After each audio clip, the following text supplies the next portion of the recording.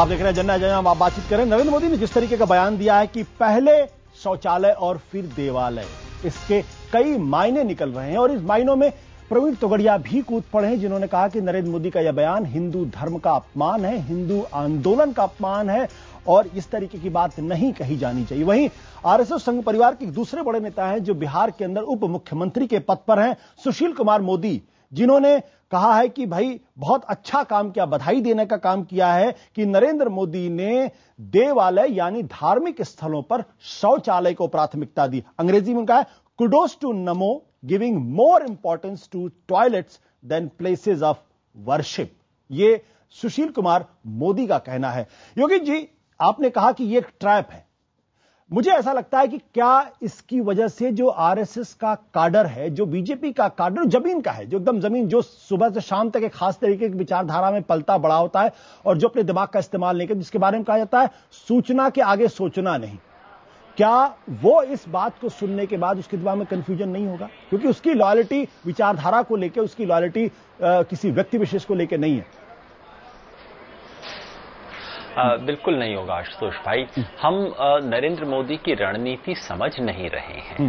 नरेंद्र मोदी के अपने इस उदार छवि बनाने के लिए जरूरी है कि कुछ अतिवादी लोग उनकी आलोचना करें। जब तक ऐसी आलोचना नहीं होगी, मैं नहीं कह रहा कि ये षड्यंत्र है, मैं ये नहीं कह रहा कि उन्होंने पहले फोन करके बोला होगा तोगड़िया को कि तुम बयान दे देना, लेकिन अगर आप इसका पूरा एक पैटर्न देखें तो नरेंद्र मोदी उदार तभी बनेंगे जब कुछ अतिवादी हिंदूवादी उनकी आलोचना करेंगे। इस आलोचना का नरेंद्र मोदी की सेहत पे, उनके राजनीतिक आधार पे कोई असर नहीं होगा, क्योंकि इस जो अतिवादी कुछ लोग हैं उनको अंततः वोटिंग वाले दिन जाके नरेंद्र मोदी को ही सपोर्ट करना पड़ेगा, उनके पास कोई विकल्प नहीं है।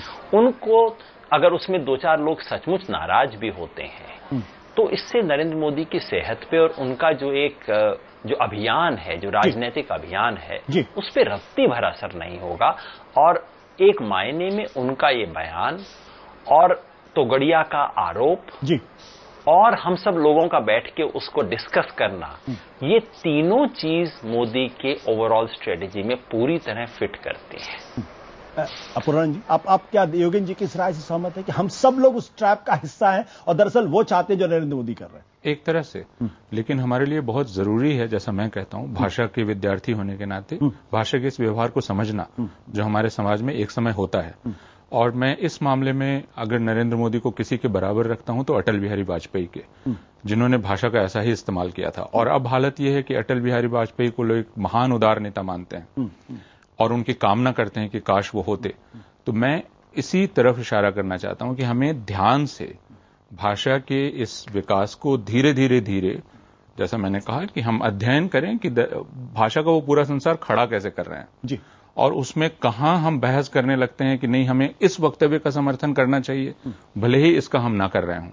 और जैसा योगेन जी ने कहा कि प्रवीण तोगड़िया का विरोध करना और भी उनको लेजिटिमाइज करता है, क्योंकि प्रवीण तोगड़िया को ऐसे भी जो हिंदुत्ववादी भी हैं वो सोचते हैं कि अगर ये कम ही बोलें तो बेहतर है। तो प्रवीण तोगड़िया का विरोध नरेंद्र मोदी को लेजिटिमाइज करने की दिशा में एक कदम और आगे जाता है। कहीं आवश्यकता से ज्यादा तो नहीं मान रहे कि आवश्यकता से ज्यादा औ में है नरेंद्र मोदी को, जिस तरीके की हम बातें करें, गिविंग टू मच इंपॉर्टेंस, हर चीज रणनीति है, हर चीज सोची समझी है और हर आदमी उनके ट्रैप में है? नहीं, नरेंद्र मोदी की तो सोची समझी रणनीति है। नरेंद्र मोदी जब छात्रों के बीच बोलते हैं एक खास ढंग से बोलते हैं। आप उनका श्रीराम कॉलेज ऑफ कॉमर्स का भाषण सुनिए, आप उनका पुणे का भाषण सुनिए, एक खास ढंग से बोलते हैं। दूसरे कि नरेंद्र मोदी के प्रसंग में आंकड़े, तथ्य, ये सब अप्रासंगिक हो जाते हैं। नरेंद्र मोदी खुलेआम झूठे आंकड़े, असत्य आंकड़े पेश करते रहते हैं। आप अगर उनकी जनता के समक्ष प्रस्तुत करेंगे कि ये हैं सही आंकड़े, जनता आपकी बात नहीं सुनेगी, क्योंकि नरेंद्र मोदी ने जो नैरेटिव खड़ा कर दिया है उस नैरेटिव को एक काउंटर नैरेटिव से तोड़ा जा सकता है जो हम में से कोई बना नहीं पा रहा है। तो हम जिस जाल की मैं बात कर रहा हूं और जिस शब्द का मैं मजबूरी में इस्तेमाल कर रहा हूं क्योंकि उसके दूसरा शब्द है नहीं, मैं फैसिस्ट शब्द का इस्तेमाल कर रहा हूं। और फैसिज्म की रणनीति यह है कि वो अपने रूप क्षण क्षण बदलता रहता है। तो आप उसके एक रूप को पकड़ें तब तक एक दूसरा रूप खड़ा हो जाता है। इस फासिज्म की इस रणनीति को समझना बहुत जरूरी है। और इसीलिए मैंने शुरू में कहा, मैं फिर याद दिला रहा हूं कि आपका मुकाबला, आपका सामना इस वक्त दरअसल एक टेक्स्ट बुक फैसिस्ट से है। आप उसको समझ लें, उसकी रणनीति को समझ लें। इस समय उसको जरूरत से ज्यादा इंपॉर्टेंस देने का मामला ही नहीं है, क्योंकि आप उसको इग्नोर नहीं कर सकते। अपूर्व जी, जगदम्बिका पाल जी, क्या आपके पास इस स्ट्रेटजी को काउंटर करने की कोई रणनीति है या नहीं रणनीति? नहीं, देखिए, आज मोदी जिस राह पे चले हैं, हमें उसमें उनके काउंटर करने की जरूरत नहीं है। अभी देखिए, चाहे योगेंद्र जी हो या पूर्वा जी हो, वो उनकी जो एक सोच है उस एक प्रगतिशीलता से कि ये अपनी छवि को जिस तरह से कर रहे हैं, लेकिन दो बातें मैं कहना चाहता हूं कि एक सुशील मोदी का बयान कि उत्तर भारत का बिहार एक महत्वपूर्ण राज्य है, वो उनका ये कहना कि एक वर्शिप प्लेस या देव मंदिर से या राम मंदिर से या किसी उससे ज्यादा प्राथमिकता शौचालय की है, ये बात आम हिंदू के क्या गले उतरेगी। दूसरी तरफ मतलब आज प्रवीण तोगड़िया की बात आप कर रहे हैं, तो अगर जयराम रमेश ने ये बात कही तो उस समय संघ, उस समय भारतीय जनता पार्टी ने जिस तरीके से उनको उनकी निंदा की और उनकी आलोचना की, और ये बात जैसे 22 साल पहले काशीराम जी ने की, तो ऐसा नहीं कि ये बातें लेकिन आपके बारे में कहा जाता है कि गुजरात के अंदर भी आपको नरेंद्र मोदी को काउंटर करने की कोई रणनीति थी नहीं। दरअसल आपने पूरा मैदान ही छोड़ दिया, और आज लगभग वही स्थिति आप केंद्रीय राजनीति के अंदर भी कह रहे हैं कि काउंटर करने की जरूरत ही नहीं है, वो अपने आप पे काउंटर है। नहीं, देखिए, गुजरात में कुछ बुनियादी हमसे चुनाव में गलतियां हुई जिसका उसको फायदा मिला। नहीं तो गुजरात में जो स्थिति है, जो विकास की बात वो गुजरात में कर रहे थे, आज भी 50% महिलाएं वहां कुपोषित हैं, जिनको जितनी कैलोरी न्यूट्रिशन चाहिए नहीं मिला। आप देखिए जिस तरीके से घरों का कांग्रेस पार्टी ने एक आवंटन की प्रक्रिया किया, उससे साफ है कि ये अपनी इमेज बिल्डिंग को या अपनी सरकार को एक गोबेल्स की तरह से जिस तरह से लगातार उसको करते हैं कि लोग उस झूठ को भी सत्य मानने लगे, उसमें तो ये काफी महारत इन्होंने हासिल कर लिया है। सर, बट एक राजनेता को लोकतंत्र के अंदर ये अधिकार है कि वो अपनी छवि को बदले, अपनी इमेज को बदले, अपनी भाषा को बदले, अपनी रणनीति को बदले। इसमें किसी तरह की कोई लोकतंत्र कहीं इस तरह की कोई रोक नहीं लगाता कि आप एक खास तरीके की विचारधारा है और अपने आप को बदलने की कोशिश ना करिए। अगर नरेंद्र मोदी आज बदलने की कोशिश करें तो इसमें क्या बुराई क्या है? भारत का लोकतंत्र इसकी इजाजत देता है। आप इनका पास्ट ट्रैक तो देखिए। पास्ट के आधार में बात नहीं हो सकती ना, आप वर्तमान के आधार में बात करेंगे। नहीं, लेकिन उनकी जो राजनीति मोडस ऑपरेंडी है वो एक अधिनायक बात की है, एक अहंकार की है। और अगर वो बदलना चाहते हैं तो क्या बुराई है? जगदम्बिका, मैं कह रहा हूं अगर उसको बदलना चाहते हैं, अगर वो टॉलरेंट होना चाहते हैं, अगर वो सेकुलर होना चाहते हैं तो इसका स्वागत होना चाहिए ना। देखिए, अगर बदलना चाहते हैं तो देखिए उस भारतीय जनता पार्टी में उसके लिए एक मॉडल रोल अटल बिहारी वाजपेयी जी हैं। अटल बिहारी वाजपेयी जी का हमेशा भाषा पे एक कमांड रहता था, और उनकी कोई भी लिए उन्होंने अगर इंदिरा जी को दुर्गा कहा होगा बांग्लादेश के बाद, तो इससे उनकी छवि बढ़ी होगी। इस तरीके से नहीं कि जिस तरीके से नरेंद्र मोदी जी लगातार सोनिया जी पे, राहुल जी पे, प्राइम मिनिस्टर पे जिस तरीके से 15 अगस्त को लेकर के, या चाहे वो कभी देश के प्रधानमंत्री के रूप में नहीं समझते हैं, और जिस तरीके से मतलब कैरेक्टर असैसिनेशन कह लीजिए, टिप्पणियां कह लीजिए, वो कहीं भी उनकी इस छवि को बदलने वाली रास्ते की तरफ नहीं जा रहे हैं। देखिए, ये सवाल हो कि अगर वो कुछ बातें ये कहें कि जो अच्छी है, तो ये लगेगा कि नरेंद्र मोदी जी मतलब सही बात को भी सही, लेकिन आपने देखा होगा कि लगातार जब से गोवा के बाद से या जब से जिम्मेदारी, जगदम्बिका जी, जो बात आपने अपनी बात कह ली, लेकिन योगेंद्र जी, क्या इस पूरे संदर्भ के अंतर्गत क्या ये बात नहीं जा रही है कि हम कहीं ना कहीं एक बहुत बड़ा तबका नरेंद्र मोदी को आवश्यकता से ज्यादा महत्व दे रहा है और उनके औ में है कि भाई वो ये भी कर सकते हैं, वो भी कर सकते हैं, और सब कुछ एक सोची समझी। ये भी तो हो सकता है कि उनसे गलतियां हो रही हों। ये तो खैर संभव है, किस इंसान से गलती नहीं होती, लेकिन कल का जो जिस मीट में उन्होंने कहा उसमें नरेंद्र मोदी जानते थे कि वो ये कहेंगे, वो जानते थे कि ये सुर्खी बनेगी, वो जानते थे कि इसमें विवाद होगा। इतना तो समझदार आदमी है, कम से कम मैं उन्हें बेवकूफ नहीं मानता। जो जगदम्बिका पाल जी ने कहा और जो आप कह रहे हैं, मैं उसमें सूत्र स्वरूप सिर्फ वही बात कह दूं, बार बार अपनी बात दोहराऊंगा नहीं। वो ये कि सेकुलरिज्म इस देश का सबसे पवित्र सिद्धांत है, भारत की नींव है, लेकिन व्यवहार में सेकुलरिज्म इस देश का सबसे बड़ा पाखंड है। और दिक्कत ये है कि इस देश की सेकुलर राजनीति इस वक्त सेकुलरिज्म के पवित्र सिद्धांत को बचाने में पूरी तरह असमर्थ है। जो इस देश की जड़ खोदना चाहते हैं वो चपल हैं, चतुर हैं, वो हर रोज कोई नई भाषा ला रहे हैं।